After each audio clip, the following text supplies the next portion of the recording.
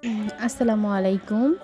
Hey guys, সবাই কেমন আছেন? আলহামদুলিল্লাহ আমিও ভালো আছি। আমি আজকে আপনাদের জন্য নিয়ে এলাম নতুন একটি রেসিপি। সেটা হলো চিকেন পাকোড়া, চটপটা একটা রেসিপি। প্রথমে আমি একটু মিক্সিং বোল নিয়েছি, তার মধ্যে দিয়েছি পেঁয়াজ কুচি, চিকেন, তারপরে টমেটো সস, এক টুকরো লেবু, তারপরে দিয়েছি আদা রসুনের পেস্ট, কাবাব মশলা। এখানে কাবাব মশলা দিয়েছি আমি 2 টেবিল চামচের মতো। 1 টেবিল চামচ হলুদ গুঁড়ো, 1 টেবিল চামচ মরিচের গুঁড়া, 1 চিমটি পরিমাণ মতো জিরার গুঁড়া, তারপরে দিয়েছি লবণ, আর এখানে লাস্টে দিয়েছি চালের গুঁড়া। আপনাদের এখানে যদি বেসন থাকে আপনারা বেসনও দিতে পারেন। বেসন দিয়ে বানালেও অনেক মজা হয় এটা খেতে।